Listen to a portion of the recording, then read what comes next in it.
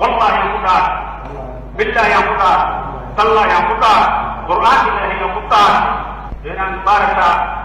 أمانة الآن قارئ لمصلحة الوطن هي أمتي إن كنت سرقتا عمدا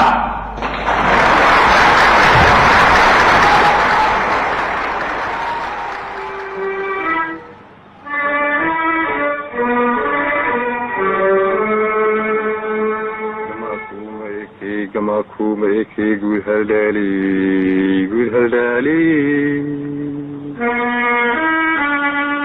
قول هلالي قول هلالي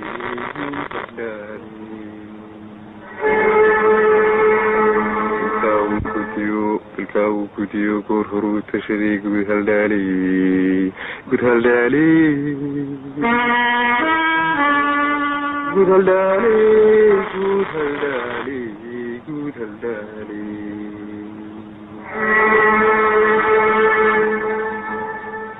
كما كوما إكي وعي كنت تحضر مالو تلالي كبرتا كما كوما إكي وعي كنت تحضر مالو تلالي كبرتا كوتلالي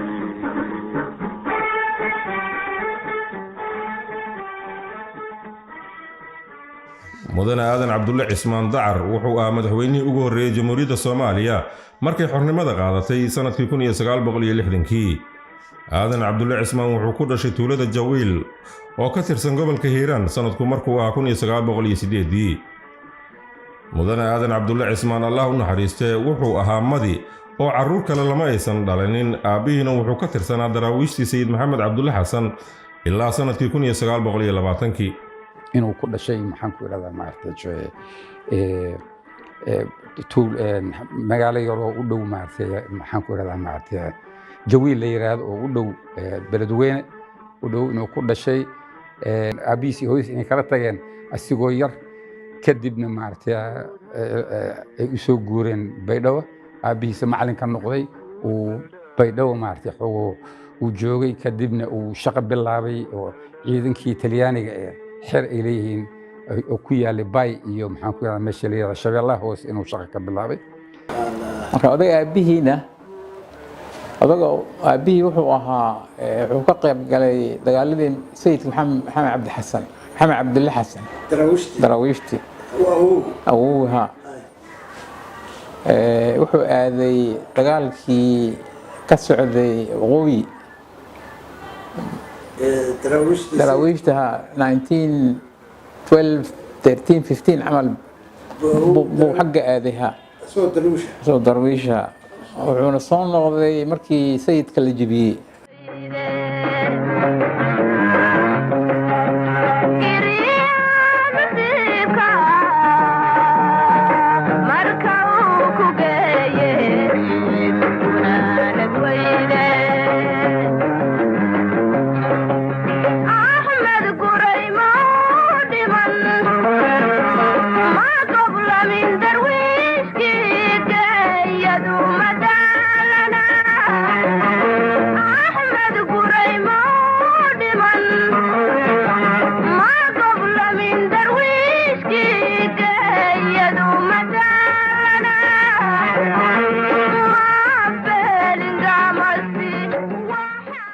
odaga madi buu ahaa aabihii keligii buu dhalay hooyadii iyo odaga awowgay waxay isfureenba odaga markuu dhashayba islaantii buu furay kadibna wax badan ma uu nooleenba ayeeyday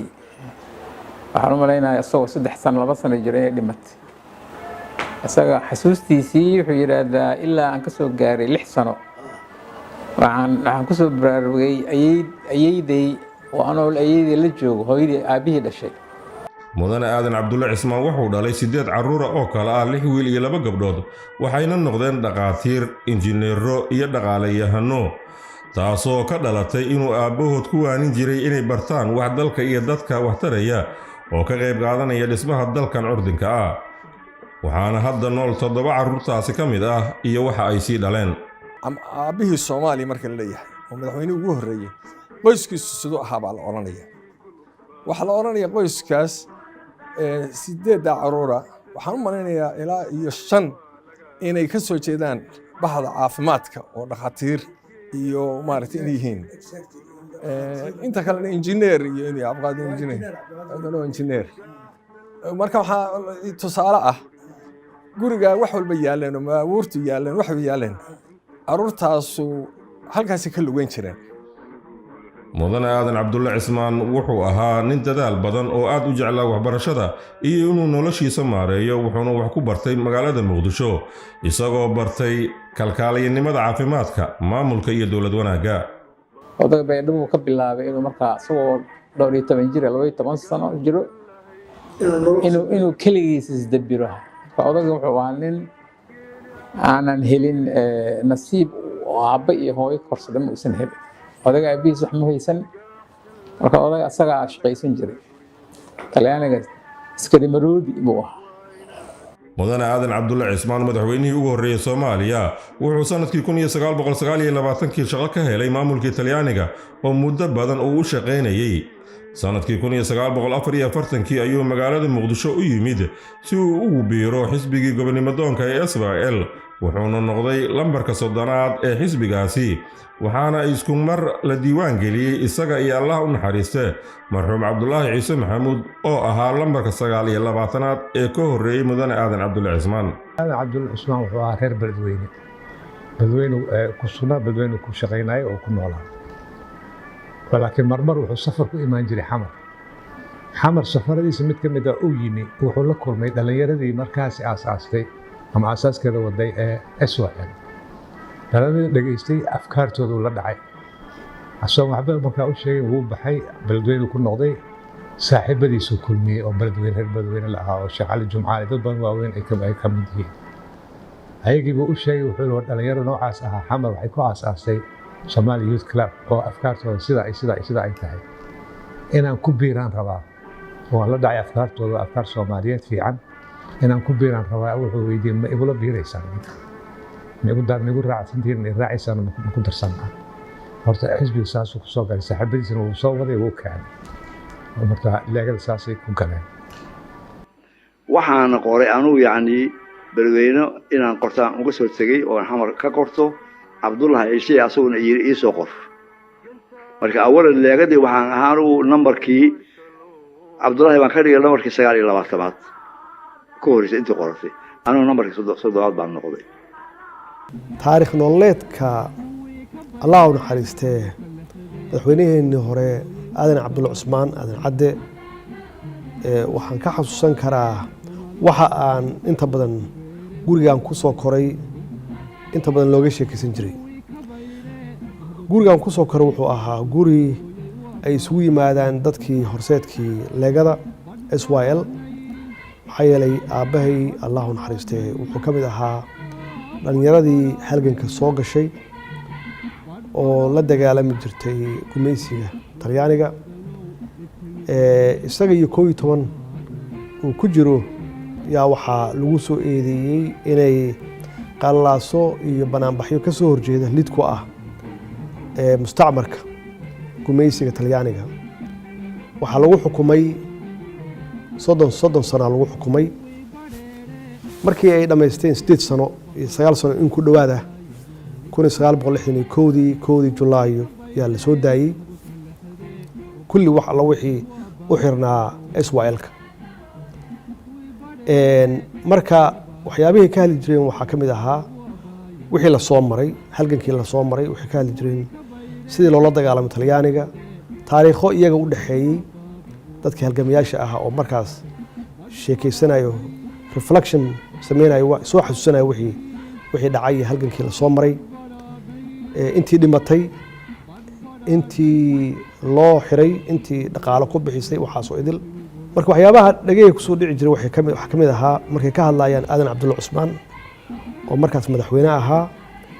inuu ku sifoobay ama uu ku adkaa mabaadiida ama afkaartii SYL oo ahaa midnimada Soomaaliya in la adkeeyo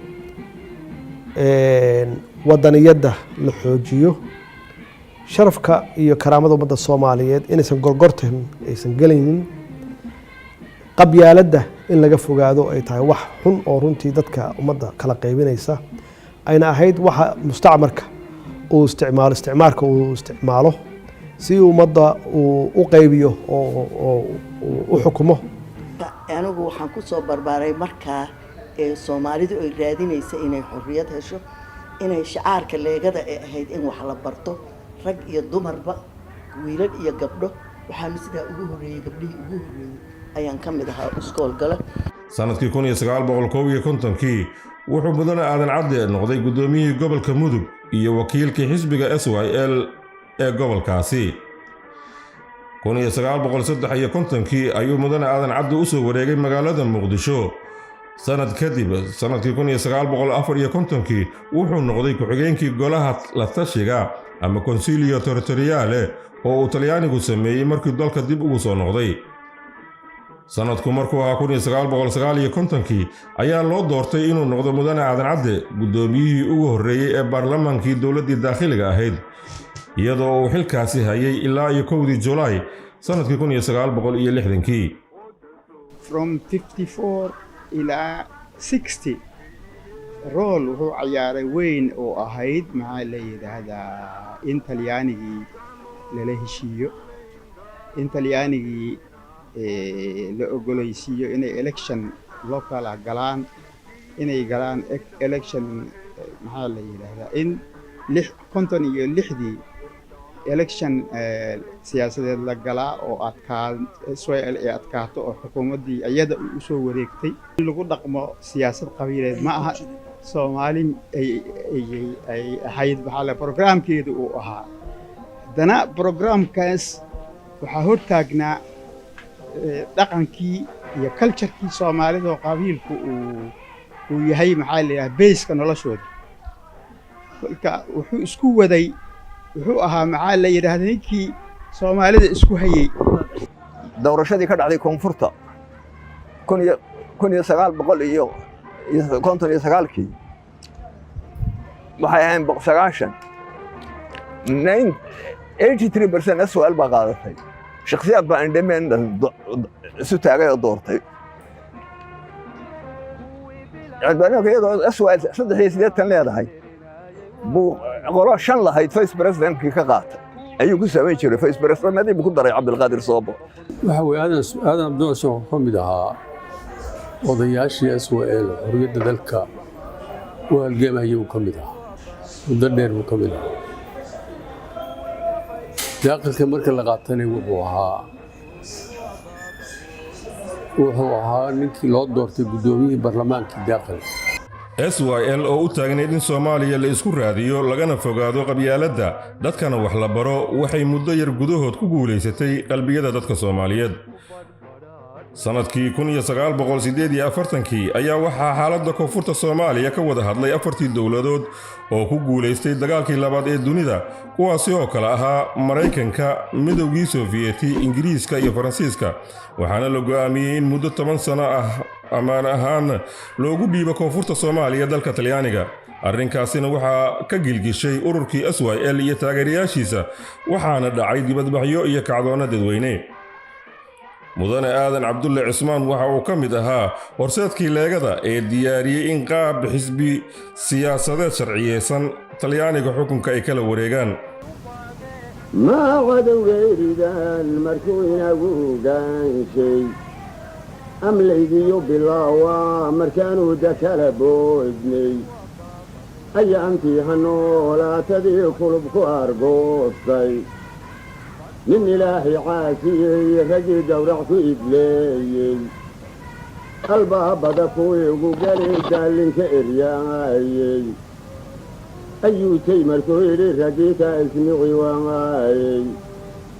أبكال بدي يدي مركو أو لحيا دموجي مرحمين من كيك تريب وقبتها خايلي أولادي وغني ما يعرمي ديبي أربيال دقالكو أرين صغيلو ما انصدوي ماشي أباران لإدعي لكو أبادي كذا عليك تقارد كفري دلقا ونقوي واقع المدى دادتي يوهنتي غوبتي مثكلا kaatar xumid cilla soore talyaani baa soo noqonaya way ka xanaaqeen waa talyaanigii oo la bixiyey ingiriisaa joogay talyaaniga la soo siiyey mandate asagaa imaanaya soo noqonaya markii laagadii way kacday dadkii badnaada oo soomaalida oo taageeraya waa kacday kongareesay qabteen israa'iilka kongare waa 1940 weli intuusan imaanin waaye talyaaniga aan soo noqonin oo ka aaminsan afis la ansixiyey yani United Nations waxay ansixisay in marta hay'ad yiraahdo afis oo talyaaniga dowladda madax loo wakiishay inay marata Soomaaliya 10 sano dowladnimo iyo horumar isku filaasha ay gaarsiiso buuqa ka kacay kongareeskii waxa ay yiraahdeen dadkii waxay bilaabeen waa dagaalamaynaa waa dhimanaynaa wasaanaan yeelaynaa ilaa aakhiri oo kulli dagaal ku saabsan kongareeskaas maalinta la fadhiyey aadan cabdulla hortiisa 60 qof baa hadashay 60 qof oo kongarees komitada central iyo xaskunta iyo dadka isku jira asaga ugu dambeeyay oo hadalka qaatay wuxuu weydiiyey su'aal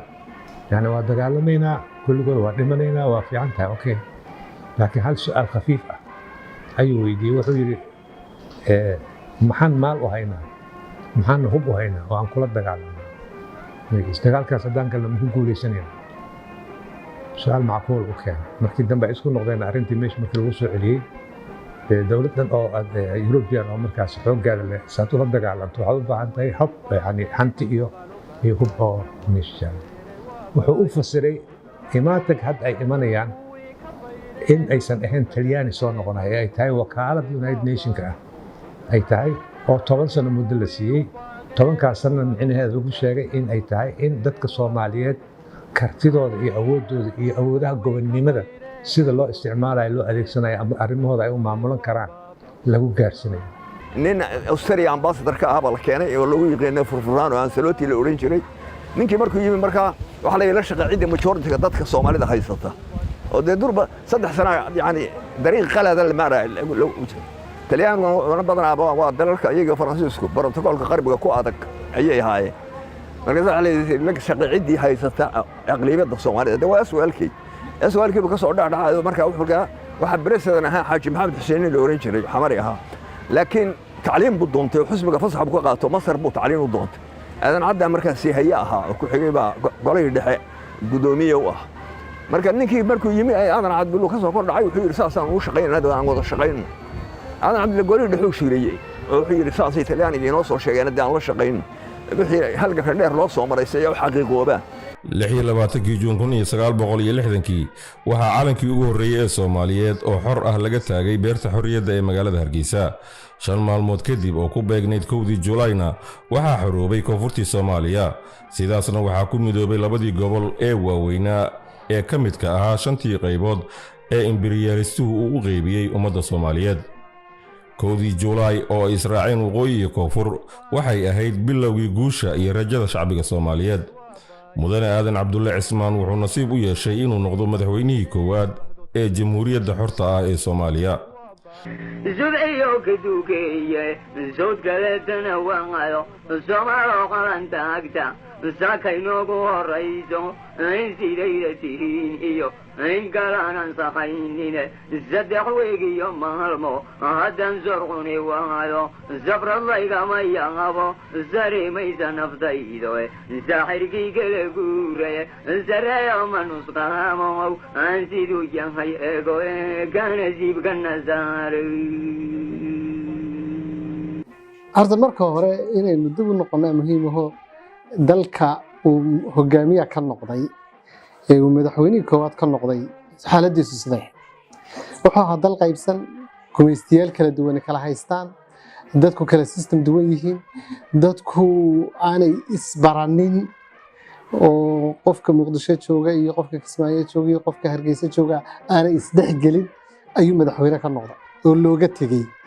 wuxuu ka tagay dalan dhaqaale lahayn ayuu madaxweyne ka noqday dalan system dejisan dalan dastuur lahayn wuxuu horta halku ka bilaabay baba ahayd waxaan afka qalaad ugu from scratch halka ugu hooseysa waxa kale oo cajiib ah dadku inay ogeeyeen Soomaalidu inay bariga aad u yaray madaxweyne aadan cabdulle intii uu hayay madaxtinimada dalka waxa uu dhisay ciidamada qalabka sida gaar ahaan ciidamada cirka badda asluubta iyo sirdoonka sidoo kale wuxuu dib u tageeyay ciidamadii hore ee booliska iyo xoogga dalka waxaanu ka tegay 67 dal dastuur leh ciidan leh police leh calan leh dadkiisu midaysan yahay isbartay institutionskii iyo hay-adihii dowliga ah oo dhan dhisan yihiin Somali Armed Force uu kobcay oo dagaal ku guuleystay oo 64 oo dalka la qabsan lahaa oo ka guuleystay horta dalka uu madaxweynaha aadan ka noqday waa dalka taariikhda uu ka tagayna waa Afrika u tahay inaga oo kaliya maaha Afrika u tahay taariikhda haba waxaan xasuustaa waqtigaas inaan dadku wax qabyaalada iyo wax kala sooca ayna jirin magaalo walbaba cidda ku nool inay magaaladaas ku magacownay magaalo la kala leeyahayna ma jirin waxaan ugu wacanaa xukunka markaas jiray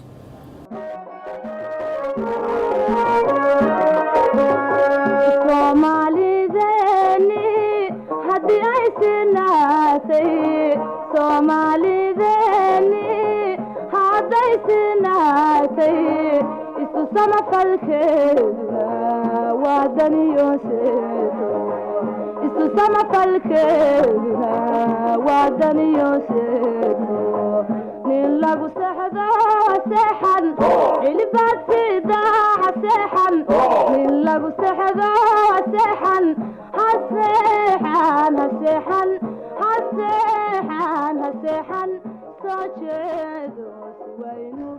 dastuurkii sanadkii 1961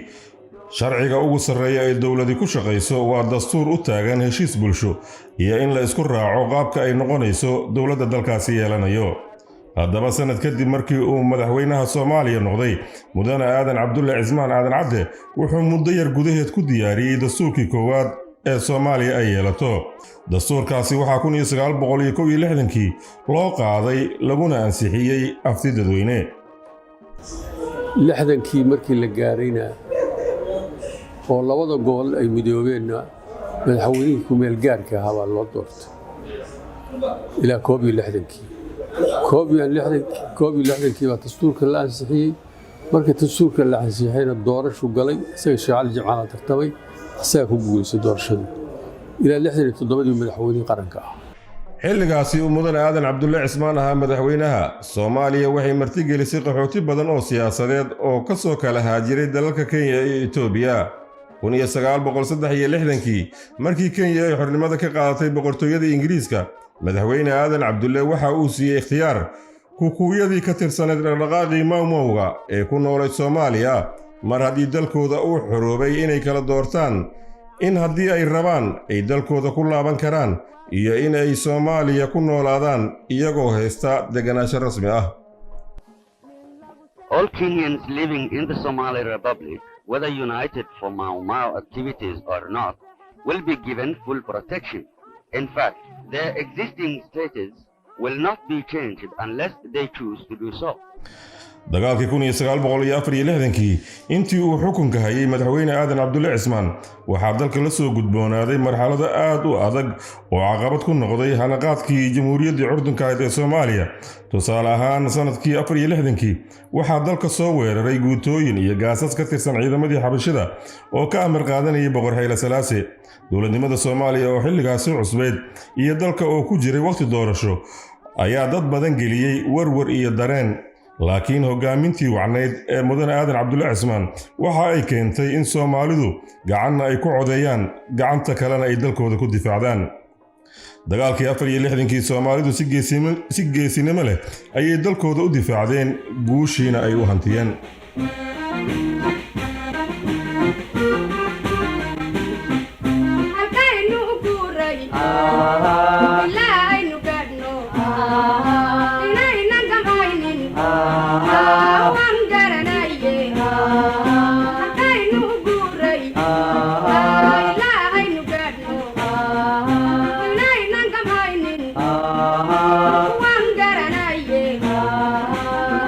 Gaga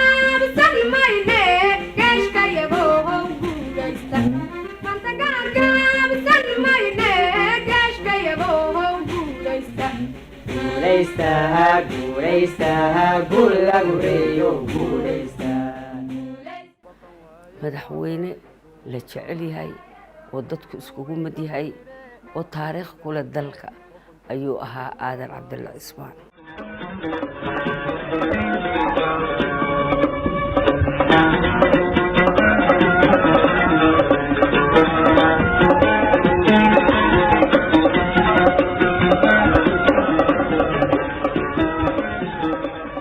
sanadkii 1960kii markii Soomaaliya xornimada qaadatay isla markaana ay israaceen gobolladii waqooyiga iyo koonfurta Soomaaliya ayna dhalatay jamhuuriyaddii koowaad ee Soomaaliya mudane aadan cabdulle cismaan waxa uu noqday madaxweynihii ugu horreeyay Soomaaliya xilligan dunida waxaa ka socday dagaalkii qaboobaa the Cold War wadamo badan oo Afrikaan ah oo xornimada qaatay xilligaasi waxaa gacan saar la yeesheen dalkii midowga Sofiyeeti iyo wadamadii shuuciga ahaa mudane aadan cadde waxa uu muujiyey bisayl siyaasadeed waxa uuna soo dhaweystay wadamadii dimuqraadiga ahaa dhanka kale safarkii uu madaxweyne aadan cadde ku tegay dalka Jarmalka galbeed waxa uu booqday argada ugu caansan dalka Jarmalka ee loo yaqaan Brandenburg Gate oo ahayd argada kala qaybisa dalalkii Jarmalka galbeed oo xilligaasi ahaa dimuqraadi iyo Jarmalkii bari oo shuuci ahaa xilliyadan mudane aadan cadde booqanaya Bonn iyo Berlin argada Brandenburg waxay astaan u ahayd xorriyadda iyo dimuqraadiyadda dunida waa maalmihii uu John F Kennedy madaxweynihii hore Mareykanka isaguna uu booqday arkadan uu ka jeediyey khudbadiisii caanka noqotay ay ahayd Ich bin ein Berliner waxaan ahay reer Berlin aadan cadde wuxuu sidoo kale booqday xilligaasi darbigii kala qaybinaya Berlin oo ahaa darbiga kala qaybiya cadaaladda iyo cadaalad darrada xorriyadda iyo xorriyad darrada maamul wanaagga iyo musuqmaasuqa madaxweyne aadan cadde markii horeba wuxuu ahaa damal harweyn wuxuuna ku sii qancay quruxda iyo qaayaha dimuqraadiyadda oo uu indhihiisa ku soo arkay wadamadii qaatay iyo horumarka ay ku tallaabsadeen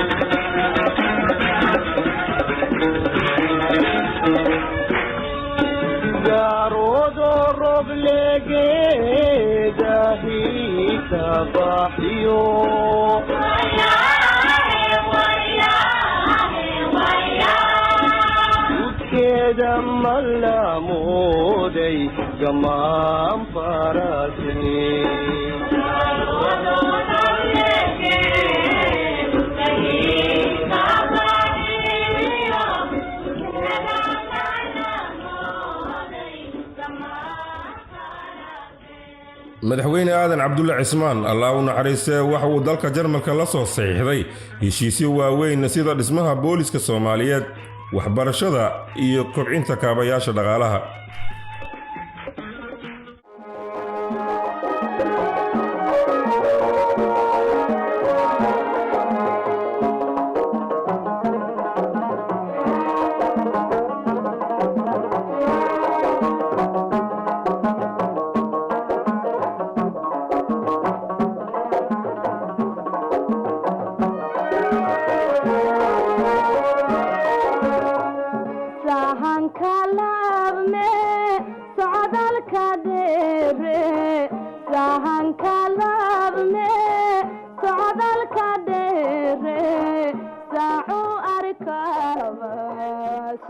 mudane aadan cabdulle cismaan wuxuu si nabad ah u wareejiyey xilkii madaxweynenimo wuxuuna noqday madaxweynihii ugu horreeyay Afrikaan ah ee doorasho ku yimaada xukunka doorashona uga dega markii laga helay tartanka waana sababta aan ciwaanka filimkeenna documentary-ga ah uu magac darnay aabbaha dimuqraadiyadda Afrika the father of African democracy arrintan ayaa caddaynaysa oo tusaale fiican u noqotay in dowlad curdin ah ay ku tallaabsato wadada dimuqraadiyadda taasoo dadka Soomaaliyeed ay aad ugu riyaaqeen hanaanka wacan ee dowladnimo ee ka hergelay geygeena Soomaaliyeed taasoo caruur iyo cirooloba ku abuurtay inay kalgacayl ay u qaadaan madaxweyne allah u naxariiste aadan cabdulle cismaan aadan cadde. waxaanu marmar imaan jirnay meesha hadda madaxtooyada ah. waxaan xusuustay inuu iga qabto oo aad u jeclaa in wax la barto oo nooga qasbay. dabeecadihiisa intaan ka arkay waxa weeye ma lahayn anigu cumar aadan aan isku kalaas ahayn. cumar aadan oo sidii wiil madaxweyne u dhalay keligii ama walaalihii baabuur lagu keeno oo macnaa baabuurra u wata. aadan cabdulle cismaan allah u naxariisto waxaan xasuusanayaa annagoo yaryar oo magaalada allay baday la yidhaha magaaladaydii aanu ka nahay grade 1 allay baday baan joognaa. wuxuunan maqalay madaxweynihii soomaaliya ayaa gebile imanaya. eegada gebeley annagu inay naga fogtahay intii noo jirta ma garanayno. caruur yaryar baan nahay waddadu ma qabsanay gebele halkee la maraa halkaa wanaga jagacnidhi annagoo wada kabaloo yaryar waa soconay dhexda markaan joogno ayaa waa la yar kale waaweyn yahay kuwa yaga yaryara waa kici kari weyne. markaa nin odayoo cagaf wati oo meel gebele ku socdin baa waryaar maxaa meesha dikeen waxa gebele baan tegaynaa maxaa ka doonaysaan aadan cabdulle cismaan baa imanaya la yidhi waan nidhi yaa markaasuu na soo qaaday gebele agagaarkeeduna keenay halkaasna aanu ka baxayaa goobtaa gebele annagoo daalan ayaan meesha nidhi waxaan nidhi madaxweynihii baan doonaynaa baan nidhi I think 35 meelaan nahay halkaa beer yaroo meel waliba beerta xorriyadda leedahay ayaa la noogu tilmaamay in qado loogu sameynayo jagac baan meesha ku nidhi yaa de waxaan moodaynaa inaan arki karra moogta. markaasaa xayndaab baa ku wareegsan madaxweynaha oo dee lama soo geli karo waa lana soo celiyey sheekada intaasaan horta ka xasuusanay si aan u noqonnay iyo habkii markii dambe habqanka yagii ma xasuusni inaan soo noqonay ma garanaya laakiin caatifada markaa taallay waxay mid aad u weyn. caruur yaryar oo la yidhi aadan cabdulle cismaan baa ka imanaya muqdisho halkuu imanaya gebele jagac soo tidhi waxaad garan kartaa markaa sida la iskugu xidhnaa iyo wanaagga jiray iyo dadku siduu waddanka xiisahu u qabay ayuunbay runtii tilmaamaysaa. professor maxamuud macalin cali tuur yare ninka loo yaqaano oo la wada yaqaano jaamacaddii ummadda kulliyadda sharciga madax ka ahaan jiray. waxa uu iga warramay in ninkaasi dhaqanka uu lahaa la yaab kale ay ka mid ahayd isagoo madaxweyne ah in carruurtiisu markay iskuulka aadayaan uusan u ogolaan jirin gaari gaara in lagu qaado oo uu dhihi jira waa inay raacaan bulshada waa inay baska ay dadweynuhu raacayaan ay raacaan waa inay sida ay bulshada iyaga lamidka ah iyo ardayda lamidka ah sida ay u nool yihiin inay u noolaadaan. waxaa kaloo igu daray in uu yidhi markii waddanka burburka uu dareemo inuu burburayo inuu ku yidhi waxaad ku soo barateen canshuurtii qaranka soomaaliyeed ayaad wax ku soo barateen waddanka ma bixi kartaan waa in aqoontiina aad dadka wax ku tartaan. mudane aadan cabdulle cismaan markuu xilka ka degay wuxuu ku sii nagaaday dalkiisa hooyo ee soomaaliya isagoona nin talyaani ah ka iibsaday beer ku taalay mushaani oo u dhow deegaanka jannaale oo ka tirsan gobolka shabeellada hoose taasi oo u ahayd deegaankiisa rasmiga ah oo uu ku dhoolaa intii cimrigiisa ka dhimanayd. dad badan ayay cajab gelisay sida uu dalkiisa iyo dadkiisa u jecel yahay isagoona mararka qaar lagu arki jiray goobaha ay bulshadu isugu timaado ama ay ka adeegtaan isagoon wax ciidanay la soconin una muujinaya dadka qadarin iyo garab raaricin islamarkaasna aysan ka muuqanin ama uun u muujin jirin bulshadiisa isla weyni. waxyaalaha markaa la yaabka lahaa oo kaleeto aniga personally anoo aad u yar sanema central aanu nimi markaanu filimkiisa nirigala baa waxaa naga hor yimay madaxweynihii aadan cabdulle cismaan allah u naxariistay oo sii baxaya waa dabagallay marka keligiis laba nin baa marka xareeraha meel fog kala socda aan u qaadanay inay yihiin boliis ilaala ah waa keligiis cimaamad yar baa u saaran macawis marka ilaa tiyaatarkan dabagallay markuu tiyaatarka halka aan garanayo madaxtooyadu u sii socdo baa halkaa dib u soo noqonnay. allah u naxariistee madaxweyne aadan cabdulle cismaan waxa uu ku geeriyooday magaalada nairobi ee dalka kenya taariikhdu markay ahayd 8 juun sanadkii 2007. marka haddee anigu waa shaqeeyey intiis warsiga waa shaqeeyey ilaahay baa iga sarreeya laakiin wax eema gooni aan lahay oon ahayn yacni soomaali inay isku mid noqoto ku dadaal oo kontribuire waxaan ahayn ma jirin haddaba maxaa laga baran karaa madaxweynihii ugu horreeyey dalkeena Soomaaliya Aadan Cabdulle Cismaan madaxda ugu sarreysay dalka ee hadda xilka haysa maxay ka aaminsan yihiin mudane Aadan Cabdulle Cismaan oo hortood xilkaas soo qabtay sida Aadan Cabdulle Cismaan Ilaahay ha u naxariisto oo xafidayana oo lahaa rajul dawli buu ahaa inaynu dad dawliya noqono waxaan xusuustaa Aadan Cabdulle iska lugeynayo meesha hadda la yiraahdo dowladda gobolka shanaamo ku agtaalo shanaama waxaa la dhihi jiray shanaama kafee national shanaama xamar keligiis isagoo iska socda ayuu meesha isaga iyo prime ministerka waxa kulli si caadi ah ayay u socon jireen marka allah u naxariisto tusaale waxa weeye Soomaalidoodii inay tusaale ka qaadato baahan mabaadi'diisu waxay ahayd in dimuqraasi lagu dhaqmo oo yani wax walba cadaalad iyo dimuqraasi in lagu dhaqmo oo weliba minoritiska la taxgeliyo aadan wuxuu ka mid ahaa kuwa mudan in lagu daydo maartay ayuu ka mid ahaa oo wax badan nolosha iyo siyaasadda iyo dimuqraasiyadda iyo wada noolaanshaha iyo wax isu quuridda iyo wadan jaceylka iyo laga baran karo iyo ahaa marka waxaan dhihi karaa waa haliyey in la xuso lagu daydo la fahmo dabeecadiisa iyo siduu usoo dhaqday iyo wuxuu galay wuxuu gudabay in maanta lagu daran qabaa manaahijta iskoolka xilligii hore marka laga hadlayo runtii waxaan dhihi karaa wuxuu u baahan yahay buugaag in laga qoro wax badan dadkii la soo joogay oo dad badan weli ka nool yihiin ayaa u baahan in laga qabto dhaxal ku saabsan noloshii Aadan Cabdulle Cismaan marka laga hadlayo madaxweyne Aadan Cabdulle Cismaan maxay ka baran karaan madaxda maanta iyo madaxda berrito runtii waxaan isleeyahay wax badan baa laga baran karaa oo weliba ay u baahan yihiin jaamacadaha weliba kulliyadaha siyaasaddu inay daraaseeyaan hogaamintiisii habdhaqankiisii iyo habnololeedkiisiiba hogaamintiisii waxaa ka mid ahaa dad iskuwadka dulqaadka nolosha sida uu dadka tanaasulka xoolaha ummadda u ilaaliyo oo uu nacbaa musuqmaasuqa qabyaaladda oo uu ahaa qofka ugu fogay qabiilka nacab ee ah dadku Soomaaliyeed isugu mid yihiin waxa laga baran karaa hogaamin toolmoon oo toosan oo turxaan la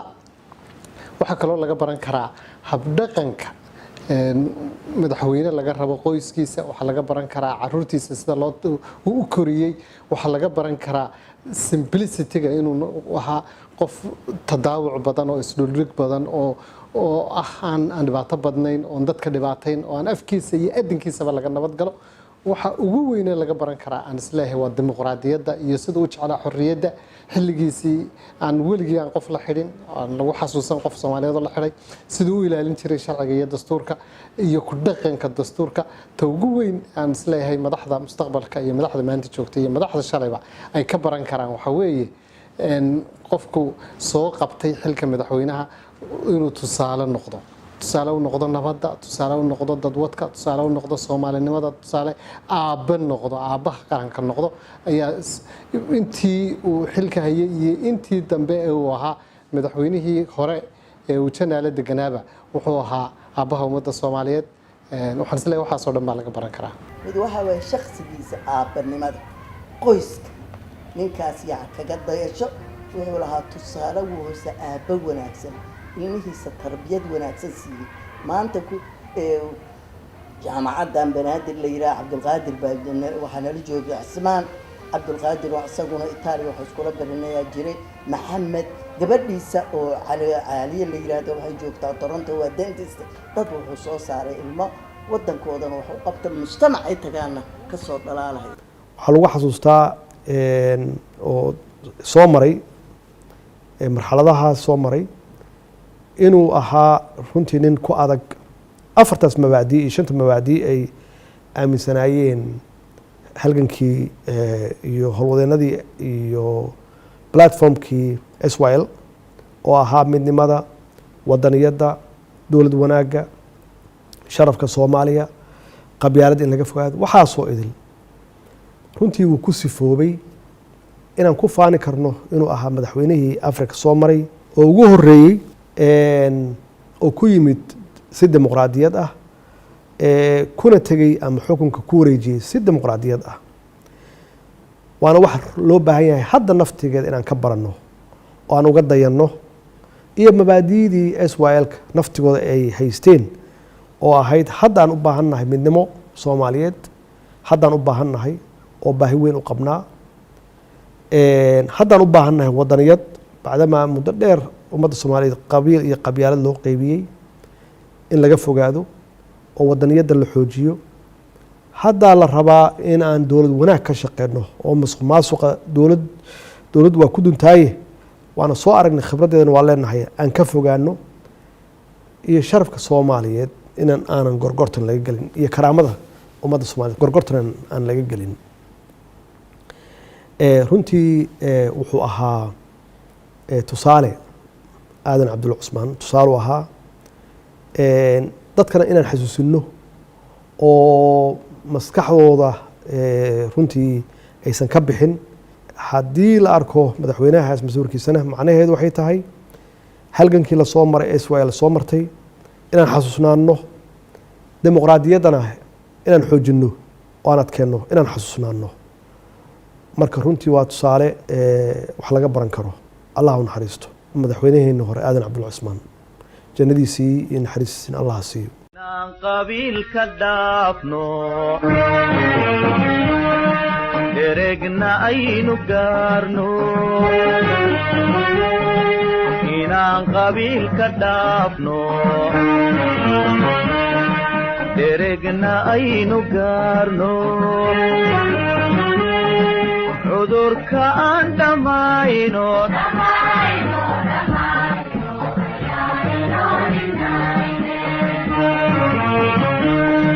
shanta in laysdhex keeno